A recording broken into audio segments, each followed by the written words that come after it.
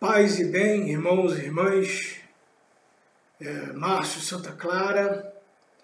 Estou gravando esse vídeo lembrando aqui desse cidadão Raimundo Kolbe, né? Deve ser Raymond Kolbe, um polonês, né?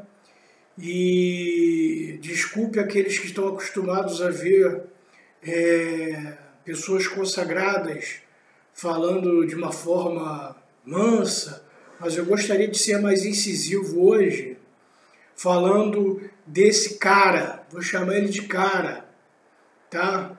Ele foi o cara. Maximiliano Kolbe nasceu Raimundo Kolbe, né? Era de uma família pobre e nasceu em 1894, na Polônia, né? Ele ingressou no seminário dos franciscanos, que a gente chama hoje de conventuais, na época já eram os conventuais, né?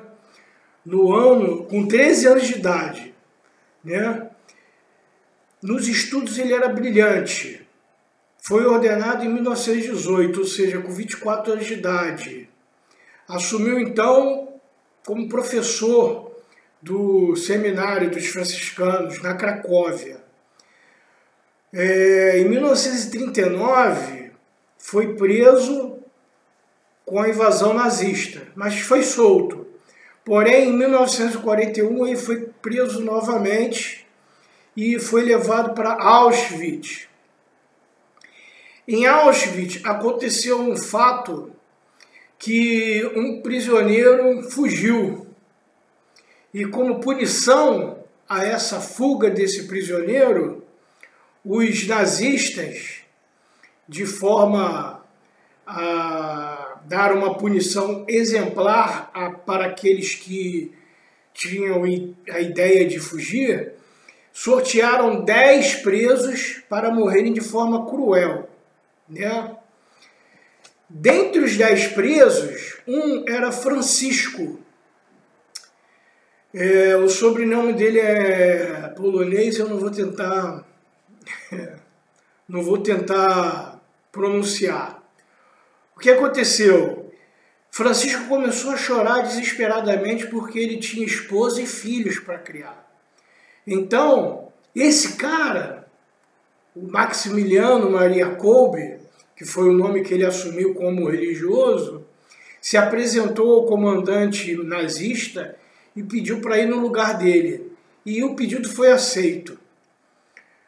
Então, em agosto do mesmo ano, eles foram despidos, né? O padre Kolbe e os outros 9 tiveram suas roupas retiradas e foram colocados numa cela escura, úmida e pequena. E passaram a não receber mais água nem comida para que morresse de forma lenta e sofrida, né? Depois de 2 semanas, Kolbe, acostumado com os jejuns, né, bem severos, ainda sobrevivia com mais 2 presos, né, que tinha o privilégio de ter um porte físico melhorado, né, melhor. Então, eles decidiram, depois dessas 2 semanas de sofrimento, injetar uma substância mortal nos 3. Não por misericórdia, mas porque eles precisavam desocupar a cela, né? Então, em 14... Deixa eu ver aqui a data certa. Foi em 14 de agosto de 41.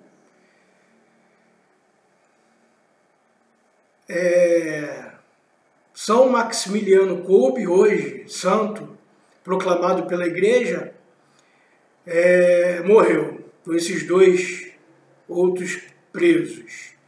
Mas o que eu venho chamar atenção aqui é a necessidade que nós temos de acreditar na santidade de vida. Aqueles que pregam que é impossível ser santo não conseguem compreender que a santidade não vem do esforço humano, mas da graça de Deus. Mas para que você consiga se abrir para a graça de Deus, você precisa seguir pelo caminho estreito. Foi Jesus que falou isso. E a gente tem que ter vergonha na cara de assumir esse compromisso de ser santo, de buscar a santidade. Eu caí 1000 vezes, mas levantei e continuei e vou continuar tentando, até que a graça de Deus venha sobre mim e sobre todos aqueles que querem ser santos. A gente precisa acreditar nisso. Num momento, a graça de Deus vem e nos torna santos. Nós precisamos ser santos, né? A intervenção divina vem da forma como ela quiser. Ela veio através da prisão para o Maximiliano Kolbe. Imagina quanto bem ele fez nessas 2 semanas a essas 9 almas. Quanto conforto. Com certeza ele, em suas orações, tinha como intenção aqueles 9 cidadãos, né? E suas famílias, aqueles que tinham famílias, rezava por suas almas, e com a graça de Deus, né, nós acreditamos que eles estão junto de Deus. Quanto conforto Kolbe deve ter levado para esse momento difícil de saber que você vai morrer e vai morrer sofrendo.